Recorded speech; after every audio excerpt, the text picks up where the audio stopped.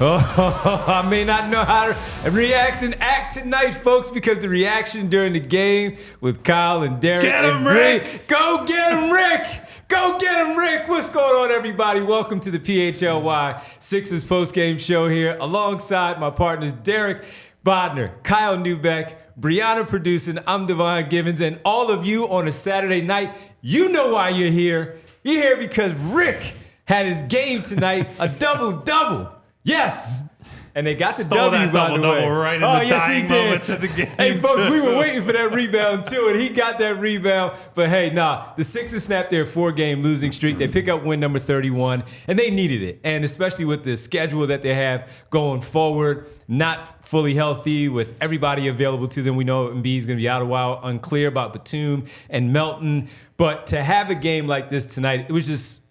It was fun to just watch the basketball Everybody game. needed that one, man. After We all these needed losses. it. And then look, we've all had our inside joke about Ricky Council. He does stuff. It's fun. It's cool to look out there and see Ricky with the athleticism, the energy that he brings. But he actually brought something tonight, and it was very meaningful in helping win this game. And we're going to discuss all of that. Tyrese Maxey bouncing back tonight. They needed every bit of him. And back-to-back nights for Buddy Hield, where he's 6+ assists in his second game as a Sixer. We'll get to the other guys. We'll get to all of those other guys. Ricky Council victory It is tour. a Ricky Council show here tonight, folks. Too bad we couldn't get him on the show, but it was fun to see that. So I got to throw it to my guys because I'm gonna overreact to it all tonight.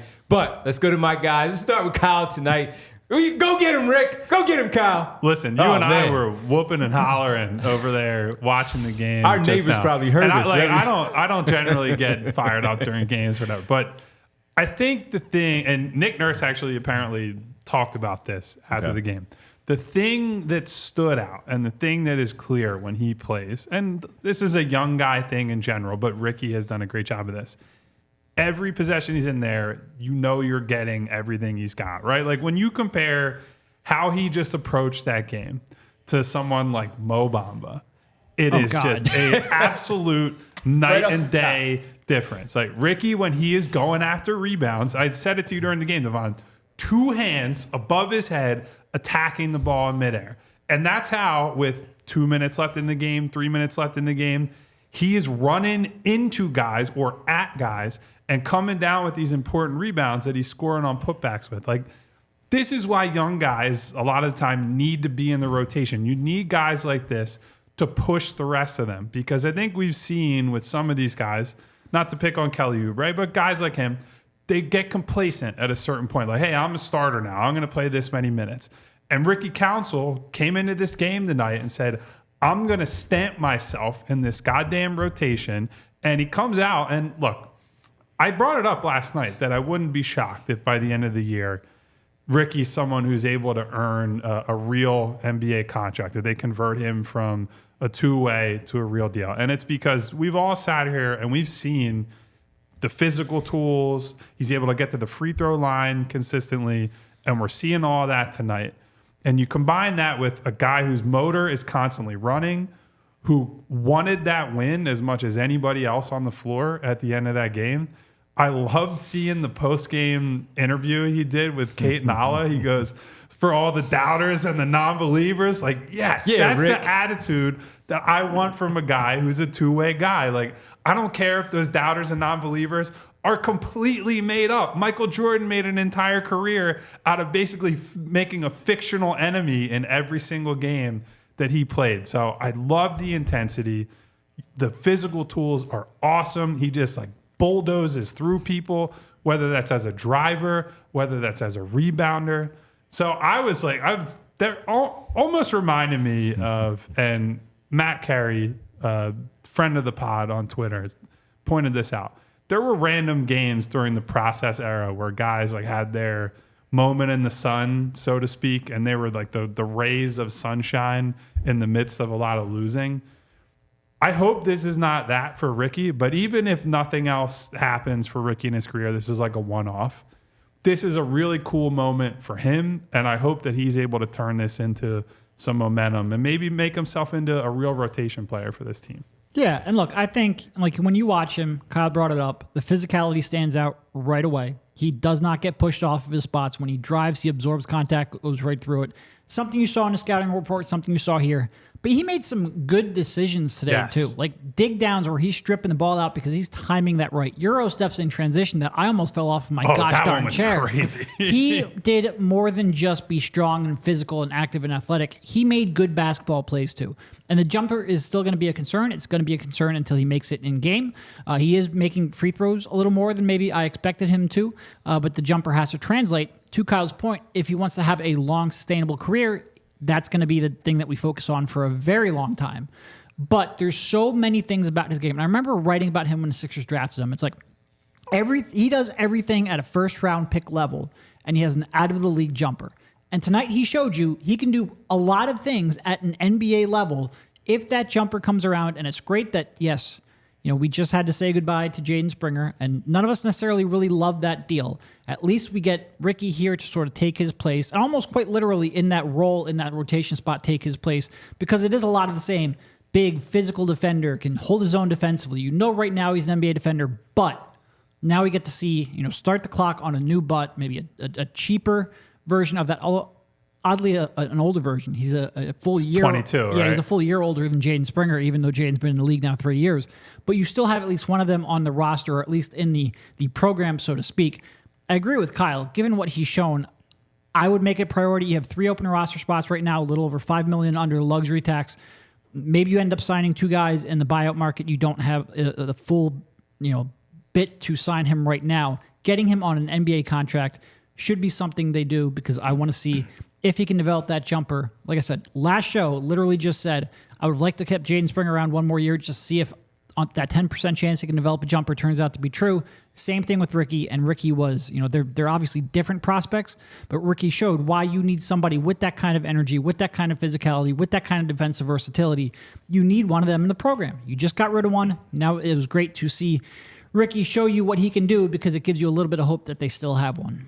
Missing the 80s in the chat said, Uncle Devon, tell us his story. I got you, nephew. Listen, let's just start off with this. It was fun. After what we've witnessed from the Sixers over these last few weeks, and with the injuries, the poor play on the floor, the losses, how things have happened, even the trade deadline, where we've had some negative things about the overall trade deadline, to sit back tonight as basketball fans and just watch basketball while we have to do our job and talk about the Sixers. Not that we were sitting there rooting for the Sixers. It was just more fun to have a story, a positive story to look at this game, to pull out of it on a Saturday night, to snap this 4-game losing streak. And as much as I've talked about with these guys, because I wasn't here in the beginning to talk about the offseason, I've only talked to Kyle and Derek about how I felt about the draft class, and even, the guys that they signed as free agent pickups, undrafted free agents. And we talked about both Turk and Ricky Council, the fourth, and what they could potentially bring as guys that are going to develop with the Blue Coats. And the one thing that I liked about Ricky Council in college was the nonstop motor that he had. Mm-hmm. He had 2 first-round picks on his team, but the one guy who was, again, nonstop on that floor all the time was Ricky Council, the fourth. And even in the tournament, you saw him take over, where the 2, again, first-round picks were the guys who got all the pub, not all the pub, because he was certainly one of the big 3, if you will, of that Arkansas team. But I was just interested and intrigued to see if he could develop into something with the G League team. And Turk, it was certainly understandable, undeniable right away. The scoring was crazy. How's this guy available? And they get a good guy in Turk Smith. Hope that develops too.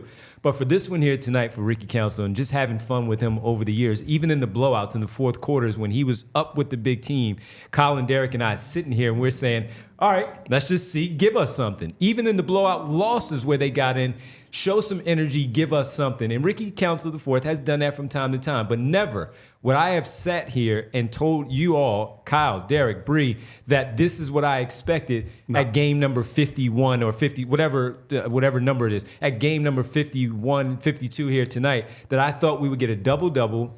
I don't care that it was the Wizards.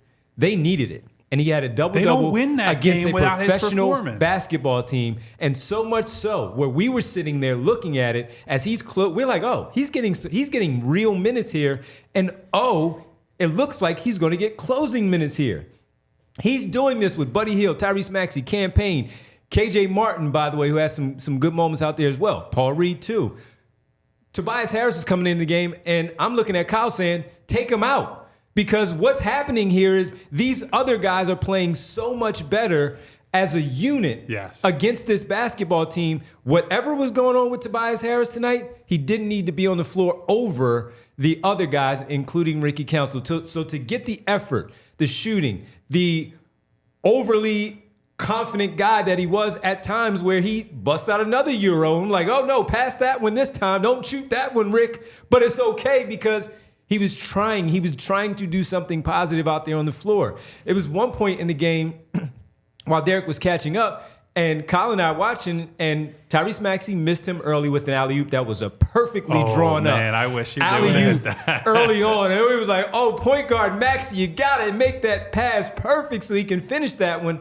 I looked at Kyle and I said, he's going to catch a moment in the half court. Now, this was fast break, but he's going to catch a moment in the half court where he's going to get a dunk in this game. And it's going to count. It's going to be something. It was a leak out. Great pass from Campaign. We saw a few of those tonight, finishing and resulting in 2 points or a triple. And he had that fast break dunk. And the other part that was beautiful about it, everybody, was the barking. The flex the barking at the crowd, the barking at the opponent, the chest bumping with his own teammates, because yes, you could see it possession by possession that he felt like he belonged out there on the floor with the rest of his teammates. And as Kyle said, they were not winning that basketball game without Ricky Council IV. So I step up on my perch tonight, nephew, and tell everybody here that Rick was there to go get him, Rick. We're going to get a few of those tonight. We had a bunch of them during the game. Everybody jump on the whole Ricky Council train right now. We also have Davon already with a super chat saying, Ricky! Which, if you've seen the movie, you know where it's from. Absolutely. And I'm not going to spoil what happens in the movie. So it was fun. And all kidding aside, they needed every bit of the effort, sweat, and everything that he left out there on the floor tonight. He had a couple of moments where we were like, hey, Rick, settle down. But he also had some more than positive really, things pretty out limited there on the in the settle down moments. Yeah. Like for a rookie, I think we only had really 2. And Derek brought up discipline and the defense. Like, Devon, you and I were talking about this during the game. Some of the more impressive plays he had were not flashy. It was Ricky beating somebody to a spot, and instead of reaching in, which is what a lot of young guys do, it's keeping the hands back and saying, all right, you got to go around me a different way, or you got to get the ball back out to the perimeter. A lot of young guys are faster, stronger, all that, than the older guys who have, accumulated some and on the closeouts, some wear on the not tires. Leaving his feet. Yes. Keeping his feet on the ground, not slapping at the ball too much. I think he ended up picking up a foul or 2, if I remember correctly. Mm-hmm. But they were not on the sort of lazy, undisciplined fouls that you expect when you're talking about a rookie wing who has played almost 0 meaningful minutes for this team. So that we can ooh and ah over the big athleticism plays, the dunks, the Euro, all that. That's all well and good. If you're Nick Nurse and you're the coaching staff, it's the little things like that. Those are what allow you to play that guy as a regular rotation player. Like, those are really meaningful. And if they sit down and look at that tape, they're going to see a guy that's like, and maybe he's a little bit ahead of schedule as a defender. Mm-hmm. You add that, like the intelligence to do that stuff, to the clear physical gifts that he has, like a high ceiling on him as a defender if he can put it all together. And the one thing that we talk about, where you mentioned the shooting, the one thing that we felt like if it came together, the first thing that was going to get him on the floor were those things. Yeah. The intangibles, those types of things that were going to get him on the floor. Never did we think it was going to be 20 plus. It was more of 5 minutes, 7 minutes here or there that would give you some decent spell, somebody big body, maybe come in and show something, or show his defensive chops against those offensive players, and then again maybe leak out and get something finishing. You see the offensive rebounds that he's grabbing, and again that's where the flexing was really coming in, because he's jumping over people. Derek just snatching these boards. Yeah, that one on that Maxey step back miss, that was a big man's rebound. Yeah, right? Exactly. And he did that, but those were the things that were going to get him on the floor. So with this tape now and showing his coaching staff, and then having the All-Star break too, he's going to go into that All-Star break. Now, they have 2 games against some good opponents, and he has to do that again. But this is going to give him something to look at positively to feel good about himself. And when they do come back and they do start to get their full complement of people, the minutes are going to come down. But he's going to try to make sure that those minutes are definitely, again, something that he lays everything out in that time that he's out there on that floor to contribute to any win that he could, like he said to Kate and Ally after the game. Yeah, and I don't have any doubt that he's going to come out with energy, because I do think like that post-game interview that he gave where he was talking about how, all the doubters, all the yada, I think he believes that in part because I think he thought he was going in the first round of the draft to go undrafted. And look, I think a lot of people at one point had him in the first round of the draft, but the shooting was so bad. And I talked to a lot of draft people when he was drafting. They're like, look, a lot of people really like him, but nobody believes in the shot. Absolutely nobody believes in that shot. Everything else about him has a chance to succeed and translate to the NBA. Nobody believes in the shot. Well, he has a chance to prove them wrong. And do I believe in the shot? We'll save that for another podcast, another show. Yeah. But I believe in really just about everything else. He showed that tonight. Like I said, he showed more decision-making than maybe I was expecting here tonight. Like the physicality, the athleticism, we expect that. The hustle, we expect that. He showed pretty good decision-making on both sides of the ball. Love what I've seen. They needed a shot in the arm, and they needed him to give him a shot in the arm right now, because as great as Maxey played and getting him back, as much of a contribution as Buddy Hield gave you, you needed someone to get you those extra possessions, to get out in transition and actually convert a layup. We'll get to that because that's Tobias. You need it. Without him, they don't win this game. Mm-mm. And I think even if they had a full roster, maybe not a full roster, but certainly a more healthy roster, on merit, he should have closed out that game. Yes. And to be saying that about a player who's coming in here on a two-way contract, even an older rookie, it was fantastic. Like I was sitting here, I typically get. Buddy, we have spent 17 consecutive minutes praising Ricky Council IV on February 10th. That is insane. And he earned in a good way. Yes. He earned all of it. Earned it all. Man. You know who's earned our love? As I raise my cup over here that has their logo on it. Since you were out at the arena last night, I had to do that for you. So teamwork, man. Our friends at Bagels & Co. I'm sure they can put together some kind of Ricky Council IV bagel, cream cheese, spread, whatever it might be. whatever. Bagels & Co. offers huge Brooklyn-style bagels made right here in Philadelphia. I eat bagels several days a week, and Bagels & Co. offers an average of around 15 to 20 types of bagels that rotate seasonally. They have a Christmas-themed bagel. Recently, I need that Ricky Council bagel. I don't know what goes in there. It's got a lot of grit. Whatever else is in it, it's got a lot of grit. And if you're a cream cheese guy like I am, Bagels & Co. offers 30 different flavors of cream cheese, and they rotate all throughout the year. They do Sixers-themed stuff, all kinds of local sports themed cream cheeses, but of course they have all the usual stuff that you're used to with cheeses and spices and the normal stuff. If you're more of a plain Jane, they got some normal stuff for you as well.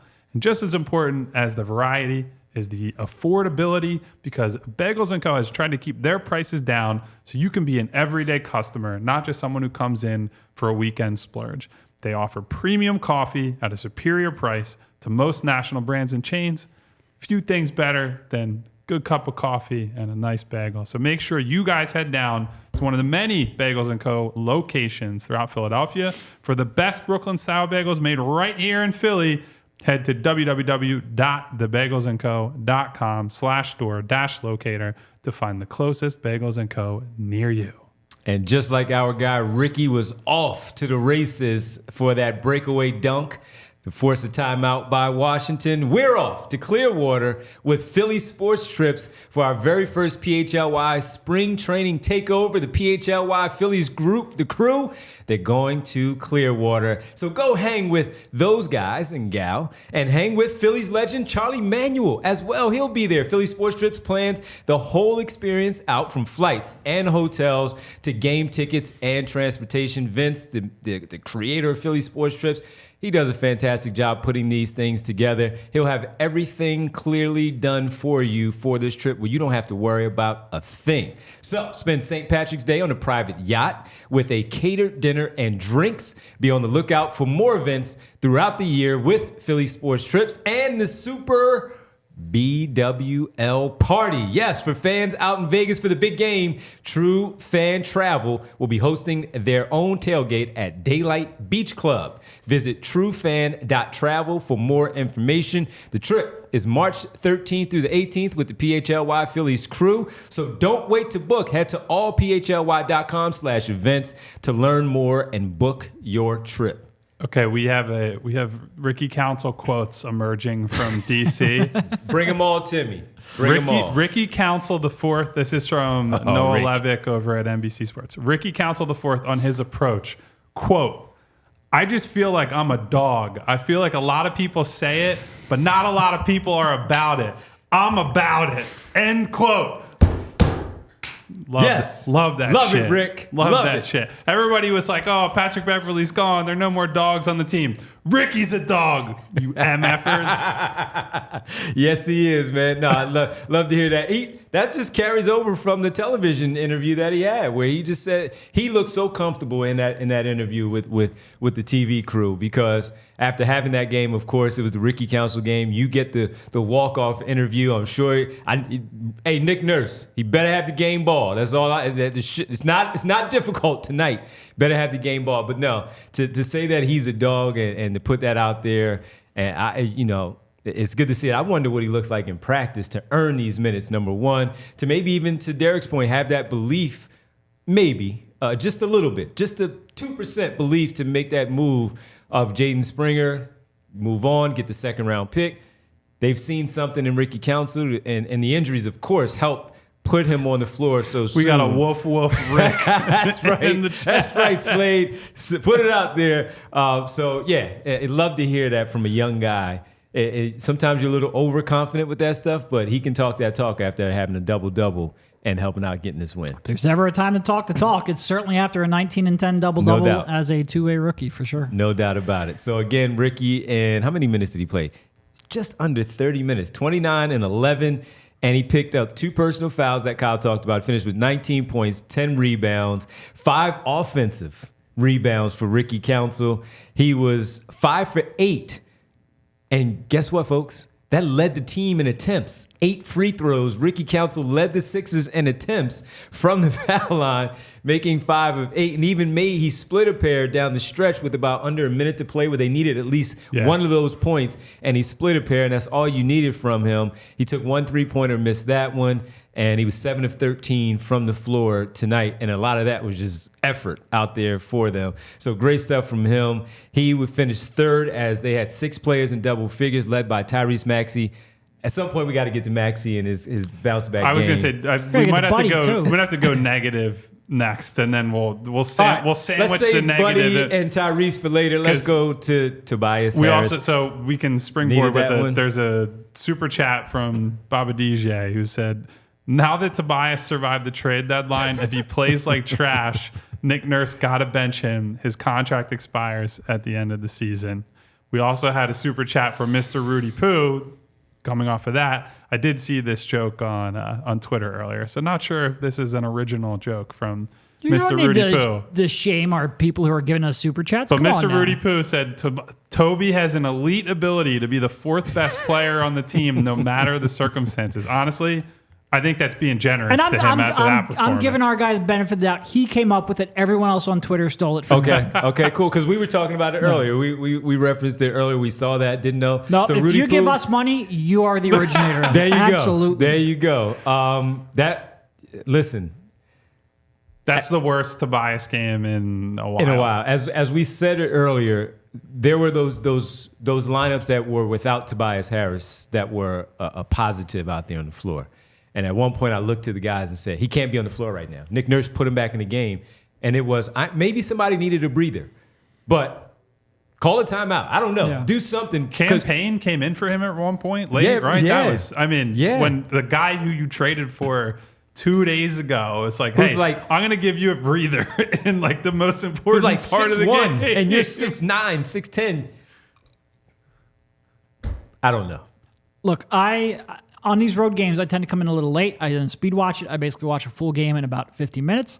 As I'm sitting there like watching sort of by myself, because Kyle and Devon are watching live, I'm just going like, what the hell are you doing? And And we knew Kyle just looks at me. exactly- He goes, Tobias again? It only gets worse, Derek. And like all of my notes from the first quarter were either Tobias or Ricky. One of them was great. The other one was Tobias.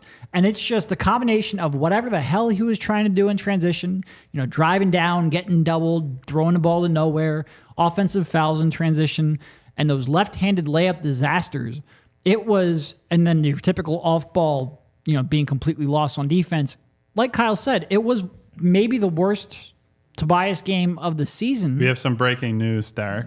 Yes, sir. Kyle Lowry has been waived by the Charlotte Hornets, and No idea per where he's gonna go. Woj, it has cleared the way for him to sign with the Philadelphia 76ers upon clearing waivers, according to Mark Bartelstein, his agent. So Lowry will sign for $2.8 million for the rest of the season, which is the veterans minimum. So that will be $2 million against the Sixers cap, which is the prorated 2-year veteran minimum.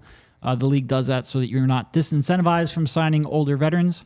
So the Sixers should still have about $3 million left under the luxury tax.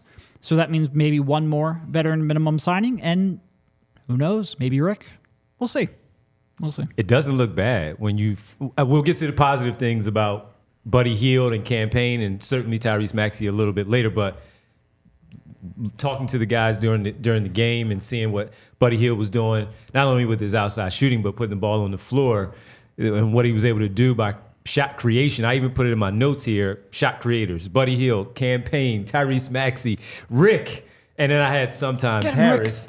But yeah, exactly. Go get him, Rick. But we've talked so much about when guys were injured, and he's the only one, Tyrese Maxey, that can put the ball on the floor and create a shot. yes. Now bringing in another player. Tobias really getting off easy, by the way, because No, we're Kyle going Lowry back. happened to get waived at the We're going time back. we're doing the show. We also have to talk about Buddy. We have to talk about Tyrese. And they did win a game for the first time in what feels like about 3 weeks. So Yeah, it's probably... that's probably true. The point was they're going to get another player who can shot create. Even at his age, you know that he is creative enough and crafty enough to get by guys and not only look for his own shot, but also help out and lend the hand to get the ball to others for some decent looks. So far, I mean, we'll see how it all transpires after he clears waivers. He had 48 hours? 48 hours. 40 hours before he clears waivers. And then probably won't play before the deadline. He probably has to get a ramp up, so he'll have Let's say post All-Star break. Post All-Star break, yes. yes. We'll see him. So we'll see him then, and we'll see how that works. But a good move. We've talked more ball handling. It's not a bad thing. Another winning player in this league who's won a championship, knows how to play, knows how to win, and coming back home. Maybe that was something also significant. Has the relationship with Nick Nurse, winning that championship in Toronto with Nick Nurse. Certainly knowing home, knowing these players here. And there's nothing bad, I don't think, by signing Kyle Lowry and bringing him in as another guard to add to the rotation. So I want to start in one place. After we saw Marcus come here and what it meant to him to play in Philadelphia, if you just for Do you a think, second, does Kyle get the keys of the city? Sure, probably why not? should get him, Yeah. but who knows. Set aside the basketball component. It's just really cool for a guy who, Kyle Lowry, for whatever you think of him as a player now, has accomplished quite a bit for his career. For him to get to come home and play in his home city for the team that he probably grew up rooting for, all that, that's a really cool story. When he gets announced checking in or potentially starting for his first time, depending on how many guys are available, all that, that's going to be a really cool moment for Kyle to walk out of that tunnel and play for the 76ers. Like that, I love that stuff as someone who's like, yeah, I care about the basketball and all that, but like the human part of it is really cool there. I will also say, as we talked about during the deadline show, was very clearly telegraphed the second they moved Pat Bev for seemingly no reason. And I will say, campaign has been better than I think we would have expected. I think tonight he didn't shoot well. The floor game was good, though, and he shot well last night. But he is not playing over Kyle Lowry. Like, he's pretty and quickly when getting Daryl bounced. has a press conference yesterday, and he says, like, we're telling Pat that, like, his role is going to be diminished. He's not saying that because of campaign. He's saying that because he knows Kyle Lowry is going to be coming here in a couple of days. He just can't say it yet. Yeah. And so, look, I think if you do look at what campaign has done since coming here. You can see the clear case for why Lowry can help this team, even though I see some discussion about, oh, he's washed and he look, is. as a, sure. Yes, as that's a why you're starting getting him for a minimum. Yes, as a starting level guy, like a top of the rotation type player. Yes, Kyle Lowry is not that guy anymore, but he has a functional handle. He's functional brain. A good volume shooter. He's a good passer if he's able to get to the spots, which that's a whole different discussion. And in a Joel Embiid-centric world, like he might struggle, I think, for this next month or however long without Joel. When it is a Joel from the elbows, Joel post-up type of world, Kyle Lowry as an unshy shooter, a guy who can then beat a closeout, hit a quick pass, do a drop-off to Joel, do all the little things that a point guard needs to do in that world, he will fit beautifully. Can he defend people anymore? Not really, but he's also, as some other people are pointing out, a guy who will take charges, who will sell calls and do all that kind of stuff. I think this is, for a buyout guy, it's about as good as you could possibly hope for, I think, right now. And that's going to be helpful for this team. And you know what he's going to do? He's probably going to make that pass when Rick or KJ Martin in those minutes may not be a lot, but if they draw something up like that, I think we're pretty confident that a play like that, it may look like nothing now, but it could mean something in the moment where you're making a 25-foot pass on the B line and you need it to be perfect for the recipient of it to catch it and finish it. That's a point guard who we've seen make that play, make that alley-oop pass many, many times. And for people saying a good move, yeah, it's a good move because as Kyle said and Derek talked about, the money that you're going to spend, and as a buyout candidate who is going to play minutes, but he's not going to start most likely, and he's just going to be a player who has, again, experience, not just playoff experience, but championship experience, playing for a coach that he was with to win that championship. That's not nothing. And then you also add on a leader, the whole, too. Like, if you want to talk about things that you lost with Pat Bev, right? Kyle Lowry is a no-nonsense, like, fiery, competitive guy. And there were times early in his career, too, Devon and Derek, you guys both know this. There are plenty of stories about him out there.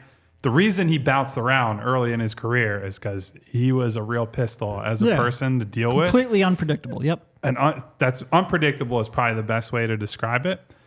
But as he's gotten older, certainly as he has succeeded and he's gotten paid well for being a very good player, found his different spots that he fit in, players and coaches and what have you, he has mellowed out. He's become a family guy. He's deep into his career. And so now you get kind of the best of that where it's ultra competitive, set the tone every day, Kyle Lowry. But you don't get the, like, hey, he's going to try to fight somebody. Yeah. Right. Kyle Lowry in his late 30s. So on that way, it's better that they've gotten him late in his career. Because early in his career, he was a pretty volatile guy. And look, a lot of guys are as they're figuring out their place in the league and they get bounced around. So he's going to bring some veteran wisdom and some real competitive drive to try to do something for his hometown team. And look, I don't want to tell you everything's perfect because it's not. That's why he's being bought out. That's why you're getting him for the minimum.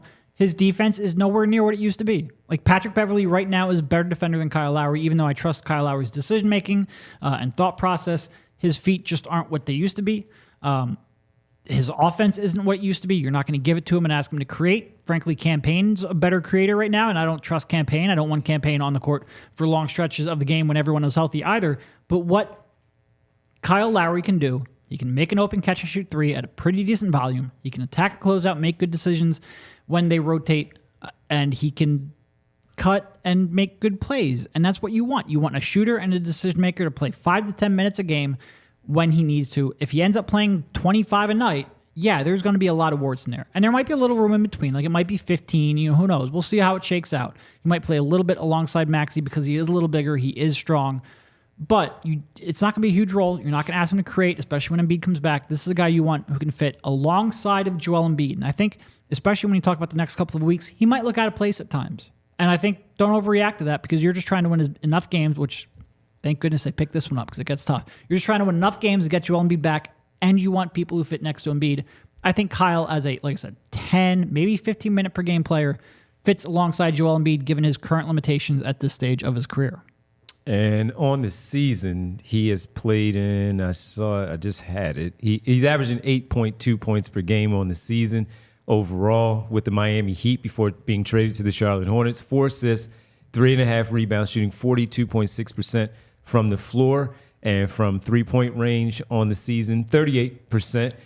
And he played 37 games with the Miami Heat before that trade. And by the way, like 2/3 of his shot attempts are threes. That he is a guy who he knows at this stage of his career, there's not a whole lot of screwing around. He knows where his shots should be and where they are, and he takes them. And as we've discussed with Buddy Hield, who we're going to get to at some point, just having guys who are willing three-point shooters and good three-point shooters is an important thing on any team, but especially on a team that has Joel Embiid as the most important player. Yep, 38% on the season. So hopefully he can keep that up. So Kyle Lowry officially waived by the Charlotte Hornets, according to Woj and his agent, I guess. And it looks like that just clears the pathway for him to come home and sign with the Philadelphia 76ers, adding to Buddy Hield campaign. And we'll see what else. So how many roster spots? You said 3 roster spots overall. Kyle Lowry now 1. Yeah, now there's 2 more. And now there's 2 more. Yeah. And we were talking about Ricky Council maybe getting that 1, and the other maybe a big man potentially. Bismack Biyombo, the guy that you were talking about, the OKC Thunder snatched him right up. And I watched their game a little bit earlier against Dallas. They're going to need some help, some rebounding and some minutes for Chet Holmgren and all of that. But big man maybe, possibly. Yeah, I mean Robin Lopez got waived, so maybe you take a look something at like that. I mean, I'm not a huge Robin Lopez guy, but if you're just looking for someone who simply isn't Mo Bamba, he is an option. So we'll see. And Robin Lopez is a character, so factor that in for my selfish reasons. Like maybe I'll get a funny quote out of him. Has a relationship with all the mascots around the league, and certainly Franklin. Yeah, so we'll see. I'm not exactly sure beyond Lopez who's even at the top of the heap there. I mean, if you want to go reunion tour, I think Nerlens Noel is floating out there somewhere, although I would doubt that he's got a whole lot to offer right now. We'll see. I don't know. Yeah, Biyombo, I think, was easy because we had seen him play at least reasonably well this year. I still don't think he's not a high-level guy, obviously, but someone who could have just asking held to eat down up the some fort minutes. for a little bit. And I guess based on what we saw tonight, argument to be made, they should just play small more and not play Mo Bamba at all, because Bamba was out and KJ. I don't think they really suffered. Especially if you're going to play, if you could somehow change the schedule so you play Washington every night, then that would probably get away with that. That's a fair point. Do we want to talk about Buddy Hield? Because I feel like all of us came away. There's a little bit of dissent in the chat, but I actually was really encouraged once again by what I saw from him. Yeah, I'm surprised there's dissent. He has his moments when you're watching the game and you say, "No, don't shoot that," or you're you're over dribbling in any fewer given times possession. do I say "don't shoot that" than you would think. If anything, Devon and I are like, "Let it fly, man! Come on, there take were about that shot." 3 where we thought he caught and should have just automatically fired it up, but he did not. Okay, no problem, but he still played well overall. So I don't really understand where the disappointment in his game was tonight. He's even been better defensively than I expected him to be. Like he had one where he had a layup at the rim, hustled back in transition, got a deflection, ended that scoring threat. He's been more committed defensively than I think I expected. Yeah, so even with the missed shots, look, when you shoot as many threes that he shoot, or as many shots, period, that he has the luxury of shooting right now without a certain amount of teammates available and on the floor, he's going to squeeze off a lot of shots. Yeah. And he's going to miss a decent handful. He's not going to go 14 for 20 every time. He's going to have those nights where he does have that really, really high percentage night and shoot and make 6 of 10 or 6 of 12, whatever he may make. But overall, tonight he had a big three-pointer down the stretch where the step back 2 that he made against the shot clock, where I think Tobias Harris gave him the ball, and it was a hot potato at that point, and he just had to shoot a tough shot over a bigger defender, and he made it. And when in the past, we look at that and say Tyrese Maxey is the one that's going to make that. Yeah. Or occasionally DeAnthony Melton will find that in his game and make that. This is automatically the best shooter on your team when it comes to stuff like that. It's not even close. It's not even close. And here's the thing, like his shooting opens up driving lanes. He's got a little more off the bounce than I think some people give him credit for. Not like you want to put him in a pick and roll and ask him to create a lot, but he can. The threat of his shot is so severe that people close out on him pretty aggressively and pretty out of control. And he has at least a functional handle where he can attack that. And his, again, you're not going to put him in a pick and roll and ask him to create a ton of shots. Well, he's done better at that than you expect. But at the very least, he's a decent connective passer and a decent one where somebody again closes out on him. He can find where the open guy is and at least swing the ball around. He doesn't hold the ball. He doesn't dominate the ball. The ball doesn't stop with him. He either shoots it or he passes it or he drives it. He does one of those three things. He does it pretty quickly, pretty decisively, and usually pretty accurately. And again, a lot of it comes down to, especially with when you get out of the top 30 or 40 players in the NBA, so much of it comes down to fit. And even right now, as good as he's looked, and I think as good as he's been above our expectations, he will look a lot better when Joel Embiid is on the floor. I think those two will have real synergy in their games, and he's not going to be a perfect player. He's never going to be a perfect player. He's 31. He is who he is. But I think there's a chance this might be the right spot to get the most out of him. I'm encouraged for sure. Just compare how he plays, reads, and reacts to Tobias. Oh my God. It is not even close. Like the thing that jumps out at me the last couple nights, Tobias, in a lot of ways, is like the elder statesman of the team right now, right? And you would think, as that guy, as someone who's supposed to be a leader, he would set an example. Like, okay, I'm going to be a quick decision maker. I'm going to move the ball. He loves to talk about flow and rhythm. Meanwhile, he is the antithesis of that as a basketball player. It's the ball goes to Tobias, and then everybody stands and watches him for 10 seconds. And actually, that's not fair. They're not standing and watching. They're cutting, and they're moving, and they're doing things. And he's still holding the ball. He's still holding the ball, doing absolutely nothing with it. Meanwhile, Buddy, who came out of Oklahoma with a reputation as like, this guy's a black hole. He doesn't pass the ball. And, for a while, that was a relatively fair characterization. But as someone who has figured out over the years that if he's not loading up to shoot the ball right away, that the two best things to do otherwise are attack off the dribble right away or pass the ball right away. Move the ball, find space. And I think the other thing you really notice, yes, he is a guy who's a movement shooter who runs off screens to hunt his own shot. But I think you could see him moving off the ball just as a release valve at times, right? Like getting to the elbow, getting to the wing, the corner, because there was a guy who picked up his dribble and just needed a release point from somewhere. And so I think if you think about that with Joel Embiid, you can already see the value now. I think someone like that is going to be just awesome with Joel. And Derek, you said it, and I agree. You don't want to make him a pick and roll guy and ask him to do that. He did do a little bit of it tonight, like hit Paul Reed on a couple rolls and some nice touch passes over the top. And so just having him as a functional secondary creator, I would say competent, just a base level average playmaker, that is a big deal for this team because he's already so dangerous as a shooter that if he is just right there, the average NBA player as a playmaker, he is going to kill in this team next to Tyrese and Joel. And look, when I said you don't want him running too much pick and roll, second side stuff, sure. When you're attacking the second or third or fourth weakest defender, go at it. It's the primary stuff, which he's been forced sort of to do here over the last couple of days, is more what I was referring to. But I think he's grown in that regard. When he came in the league, that was not a strength of his at all. Passing in general was not a strength of his at all. Decision making really wasn't a strength of his. I do think he's gotten better in all that regard. I think my biggest question mark will come whether he keeps his defensive intensity and focus up throughout the rest of the season. Maybe the fact that he is on the last year of his deal. Maybe the fact that he has a chance to really go out there and win at a level he maybe hasn't had over the course of his career. Because even in Indy last year, they weren't ready for this like the Sixers, if Joel Embiid comes back, are. Maybe that will get him and keep him focused. But I like what I've seen through 2 games for sure. One of the things that you said about playing off of Tobias Harris is how you said it, right? Buddy Hield just kind of playing off. The playing off for me was you saw that he had nothing. And Buddy Hield said, all right, I got this.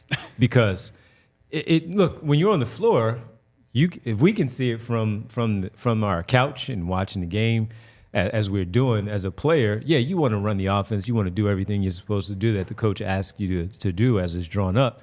But you also see it as a player where you're like, all right, I got to do something because this guy's not necessarily doing it. We saw so many times where Buddy Hield drove left, right-handed finisher. His strength is his right hand.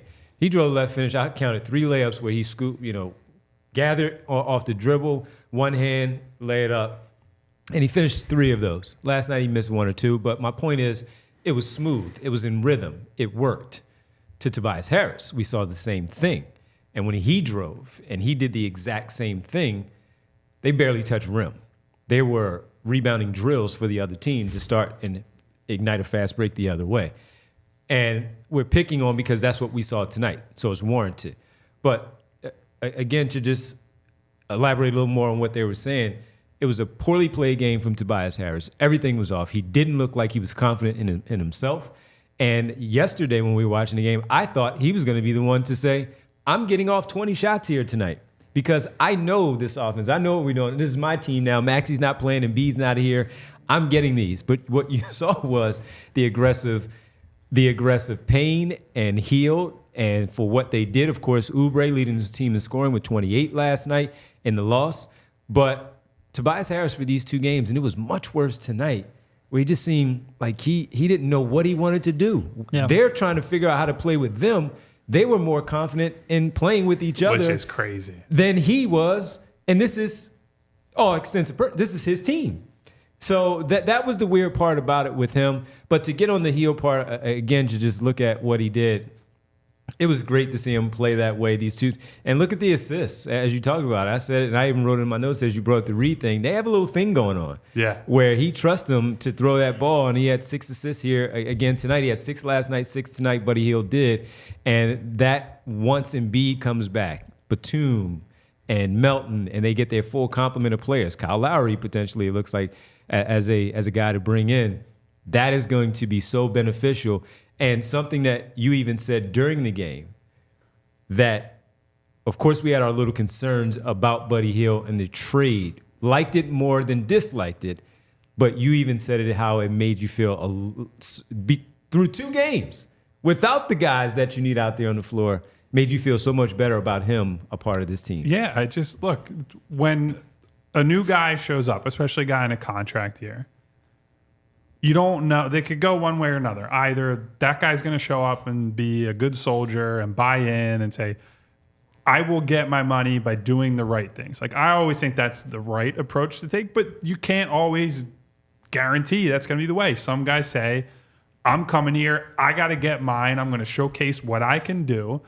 And I think Buddy coming here and just playing within himself, being a reasonable, rational guy, if anything, and we talked about it during the game, Devon, I think there was an argument he could have shot even more. And he just sat there and said, no, I'm going to move the ball, or I'm going to beat a closeout and then kick it off to Tyrese. Like, there were a couple good moments of synergy and chemistry for him and Maxey tonight, which, by the way, we still have not talked at all about Tyrese Maxey 48 minutes into a podcast, despite the fact that he ended up scoring 28 and had 9 rebounds and 7 assists, which is, would have seemed crazy at the start of the season to end up there. But yeah, I just think you see the vision for why you go and get Buddy Hield in 2 games where they have a mash unit out there.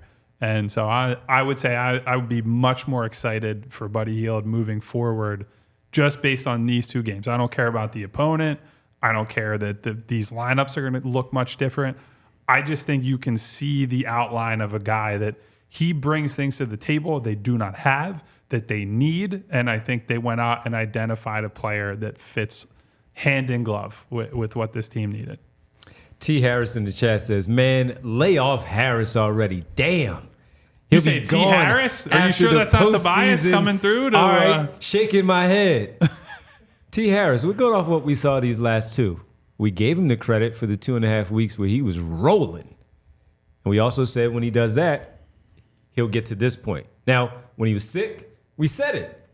Give him a break. He was sick. He had 28 against Utah in that game where Maxey had the 51, and he was tremendous in that game. Missed the next one because he probably shouldn't have been playing because he was still ill.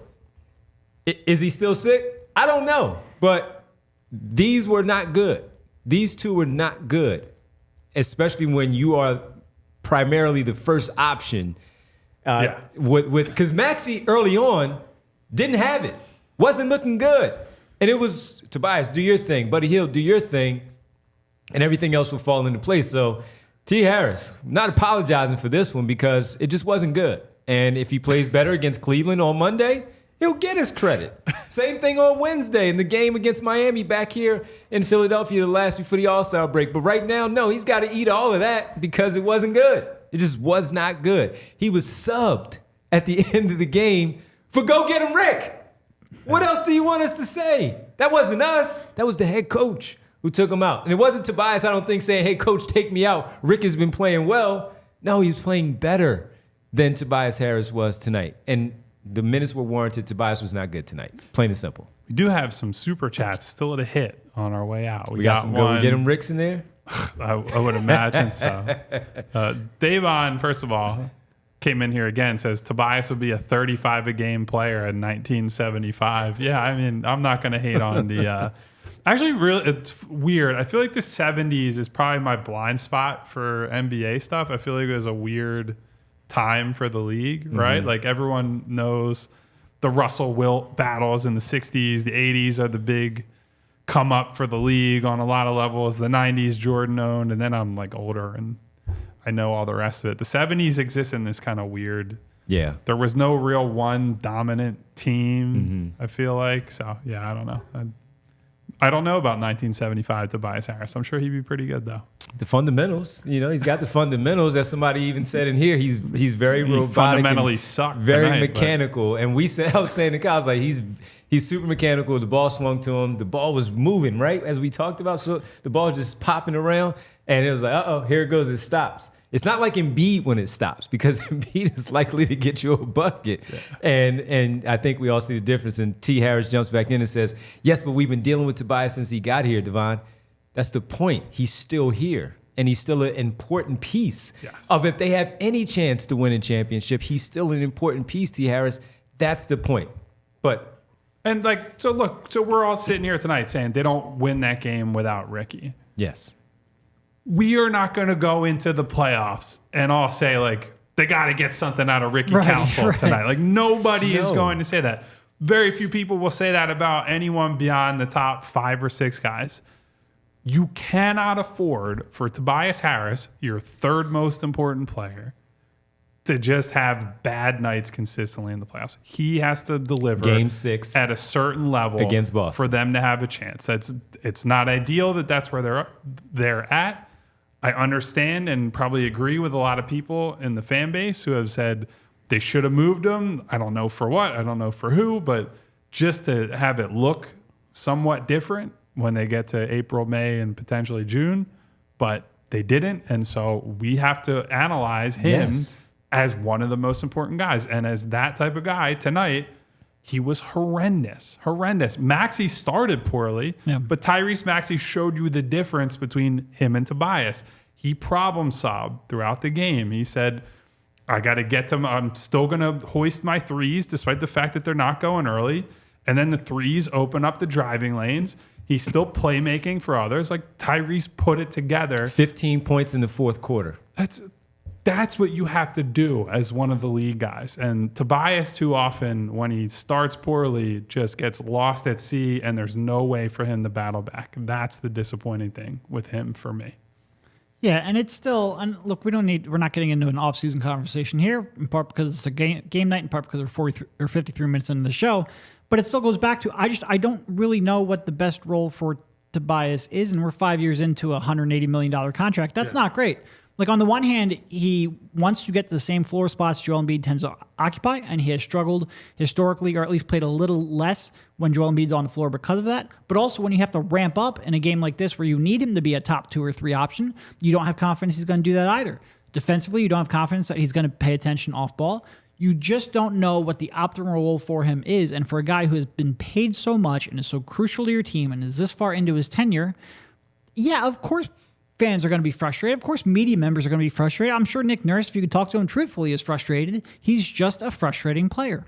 And again, look, T. Harris, we get it. We understand it. And he even jumped back in and said, y'all got me chopped. We got you messed up. All right. He should have been going, but he isn't. That's, again, the point. we have to evaluate the game as it happens. And he wasn't good. If he has a bad game, doesn't mean we can't go back and say he had a bad game. We have to say he had a bad game because they're going to need good games out of him in order to win. We saw in that game 6 where it was a low-scoring game. We against already Boston. have an announcement video from Kyle Lowry that he's coming to Philadelphia. Geez. It's like a freak. Can we put it up on the screen by any chance? I did text one of his people. I sent it to you via Slack. And it's like the Philadelphia skyline. This is so. For everyone who was hating on the Patrick Beverley thing, like, oh, his minutes aren't getting diminished. Like, yes, they absolutely were. Everyone working knew, out. or it seems that they knew that this was happening. He's back home working out, getting his body right for the stretch run of the playoffs. He is so excited to come drive down Broad Street to get to the game. Maybe take the Broad Street line even. I don't know, man. Listen, man. Look, I see this highlight reel. I just see him. He's Cardinal Doherty, right? Yes, he was Cardinal Doherty. Not misremembering First he started that. at Northeast, and then he went to Cardinal Doherty and finished up. You know who played with him? Our buddy Pat Gallen. Pat Gallen, yeah. Pat Gallen played with him at Northeast before he transferred to Cardinal Doherty, and they had that loaded team, all those guys. Yeah. And one thing I'll say about, since he's putting this video out, and he'll say it at some point, he wanted to come home a long time ago. Oh, yeah. A long time ago. And it just never materialized the way that Morey tried to get him wanted. before. Well, let's not go too deep into that one. That could have been a dark day. Well, that could have been a very harmful day for the organization if Maxey had gotten moved to Toronto. But they were trying to get Kyle Lowry for the 2021 season. And look. And Kyle Lowry has wanted to get to the Sixers. Maybe if they got him, they don't lose that Hawks series. They could have at least... It'd be weird. Like, they'd be worse off right now based on that trade, but there'd be a little less animosity for Joel and the organization because they probably make the conference finals having a ball handler who's not scared of the free throw line in crunch time, but it's neither here nor there. Before we start wrapping things up, we've kind of ignored it because of all the stuff that's happening with the back and forths about Tobias Harris, the great Rick game, and Buddy Hield and Kyle Lowry's announcement. Can you talk about Tyrese Maxey's game a little bit for his bounce back? They needed every bit of that. 15 in the fourth quarter. He shot 11 shots in that fourth. And as I was looking at the fourth quarter, as we were talking about Harris, he played 6:57 tonight in the fourth. Rick played 9:09. All right, besides the point, let's get to Maxey because he was good. He figured it out, as Kyle said, down the stretch. Yeah, and look, he had 2 deep step-back threes to start the fourth quarter. That tends to open up some driving lanes when players were then closing out on him and selling out to contest that shot. He had a couple of real nice drives there in the fourth. And those were drives that he was just missing earlier on. It seemed like he was a little bit sped up, maybe a little bit out of rhythm, trying some layups that were a little bit too tough. He settled down. Like I said, I think the threes opened up some space for him, got him back into his groove. And that's the thing with Tobias. We've seen this time and time again where he might struggle earlier on in the game. Not Tobias, geez. We haven't seen it where he struggles. We're getting to Derek's bedtime here, guys. We've seen that from Tyrese before where he'll struggle early in the game and then figure things out and then put together a big run there down the stretch. Haven't needed it for a lot of this season because Joel Embiid has come out and dominated late in the third and put games away. Now without Joel, you need Tyrese to come back, and he's been a real good fourth quarter player. Got a lot of super chats to hit before we get out of here, fellas. Let's get to them. Terry on just sent us a nice, looks like a nice $5 donation. Donations. Thank you, Terry on. We really appreciate that. Coming to America fans. Coming to America, that's right. Marty Bones, who looks like we got New Zealand dollars from him. So Marty, if you're talking to us from the other side of the world, hello. If you're not and you just sent New Zealand dollars for no reason, we thank you. We still thank you anyway. Marty, connecting some dots here, says, Lowry, good friends with Jimmy. Embiid, good friends with Jimmy. I know unlikely, but Jimmy return, possible or impossible? In the offseason? Well, given the fact that yesterday was a trade deadline, it's not going to happen this year. However, Miami's certainly not getting any better right now. They have not looked all that good. That is an example of, look, you maintain some flexibility. If Jimmy decides I've had enough here, and as we all know, when Jimmy doesn't like something, he is not exactly quiet about not liking it anymore. I would say this. I think, from what I can tell, Jimmy is a fit in a whole lot of ways with the Heat culture stuff, and I think he enjoys the spot he has there as the guy. So I'd say it's pretty unlikely, but certainly not impossible. Yeah, not impossible. What do we have next, Bobby G-Day? Hield's shooting gravity creates so much space for those maxi straight line drives to the rim. Absolutely does that. We saw those quite a bit tonight. They have we saw one where they push up on them. On Hield. I mean, you saw a couple. There was a pick and roll that Buddy ran with Paul Reed, where two came at Buddy. Paul Reed had the easiest 2 points he's had in a while. And you saw one where, we used to see it all the time before when you had Ben Simmons and JJ Redick, but they ran, basically like a 1-2 pick and roll where two people went towards Tyrese, I'm sorry. Buddy Hield. It was Tyus Jones. He would not leave Buddy, and only one person went towards Tyrese, and he had an easy layup. He certainly has gravity, and that's certainly going to be useful. And you know what else I've seen that this applies to Buddy for sure, but they've run it. There are a lot more ghost screens being used already. That is something that he did a ton in Indiana for good reason. I saw it from Campaign. I saw it from other guys. And so we're seeing a lot of that now, which that adds just another small wrinkle into the offense. And he is going to put a lot of stress on defenses. I know some people got mad about Daryl said puts the fear of God in teams, but you look at how teams scramble to try to stop Buddy, and this is that's without not that Embiid. far off. Yeah, exactly. And we talked about it last night, where the JJ Redick comparisons of once JJ, of course, got things going with the shooting, he was more than a willing passer to Embiid on the drop off for an easy finish somewhere right outside of the paint for a layup, dunk, foul, get to the free throw line. Buddy Hield is already, again, as we said, has that ability to pass it to Paul Reed. So we wanted to see it a little bit more last night. We saw it again tonight where he hit, and Derek talked about the easy 2 points. Paul Reed, he had one on very easy. We thought he was just going to go for a regular finish.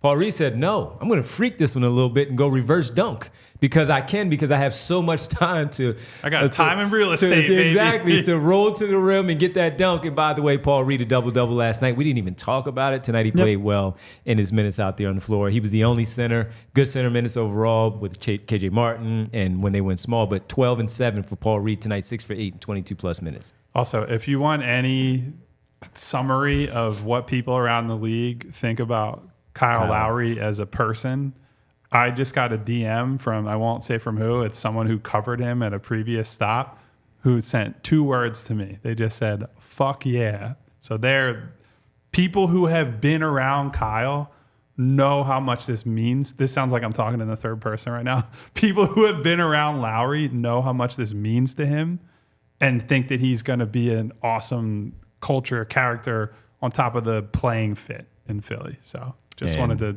squeeze that in there before we get out of here soon. As when it first happened, I sent out a message to someone and immediately got back just a love on that one. So that he's so happy to be home.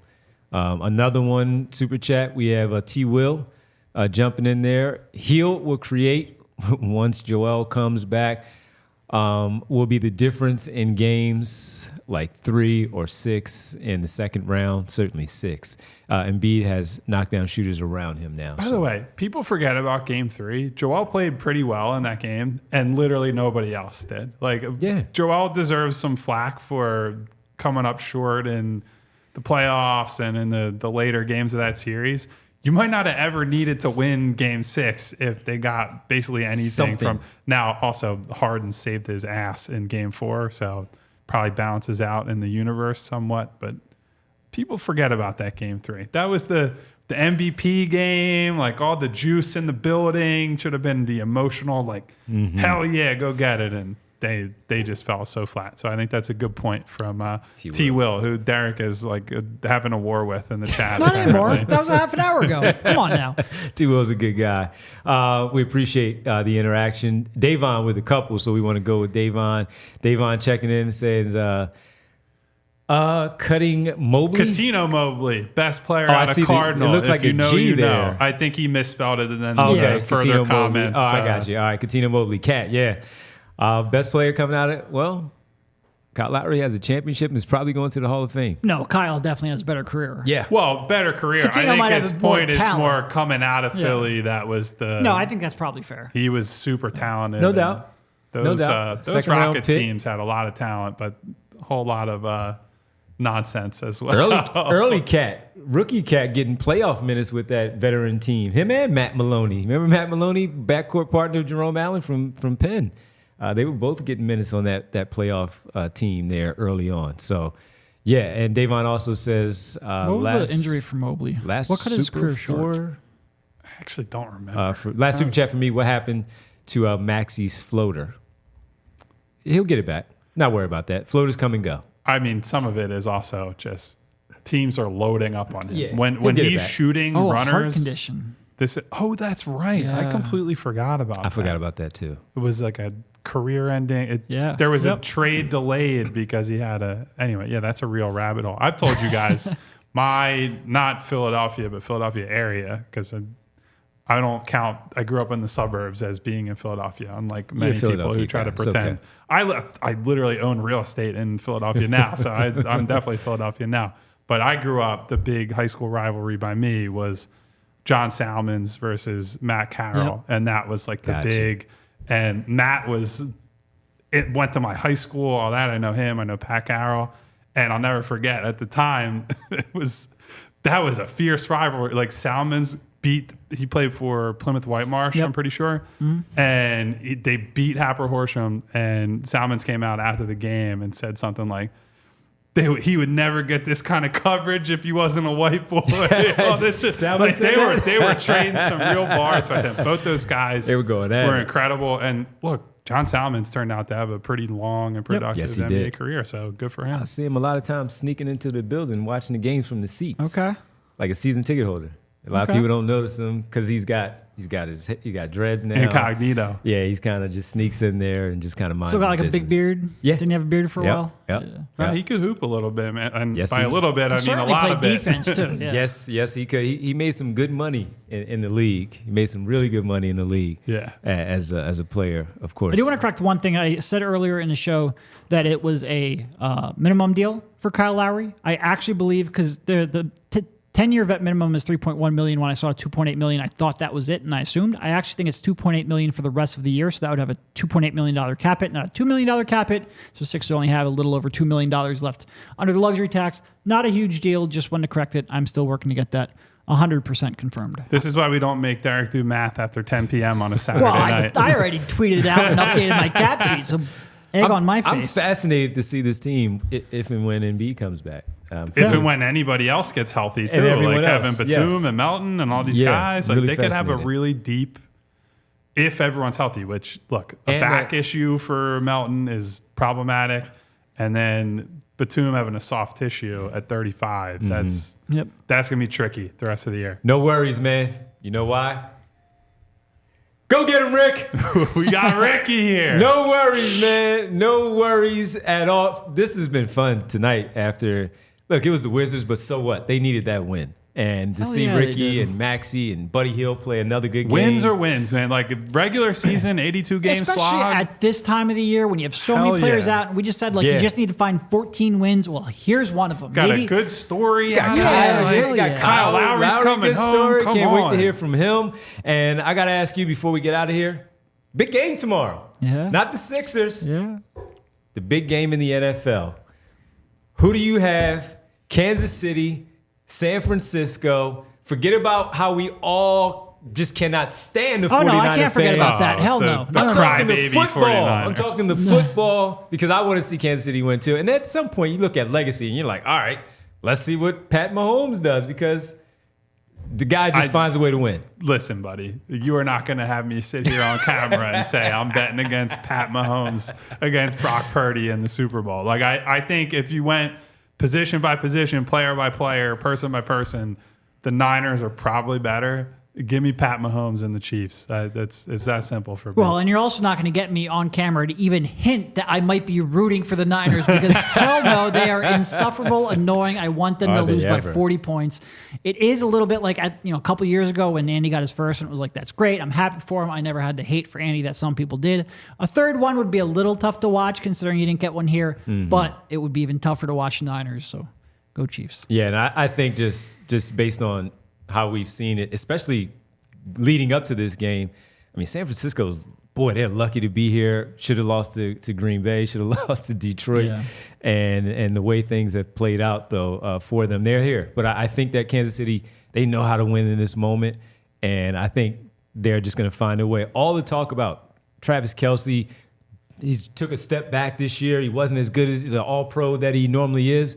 Distracted by Taylor Swift. In the playoffs? Are you kidding me? The guy had 11 catches on It 11 will, targets the last time out. You brought it up, but watching people lose their mind because Taylor Swift got like 24 seconds of airtime. I was trying not to even mention her. Can we shut up already? Jesus. Golly. Oh, can't put her on for 24 seconds. Shut Like he's up. looking at the TV. He's out there just balling. He's doing what he does. Bree, who you got in the game tomorrow? You got to let us know. Oh, forgot about that. Usher halftime is going to be That's going to be real.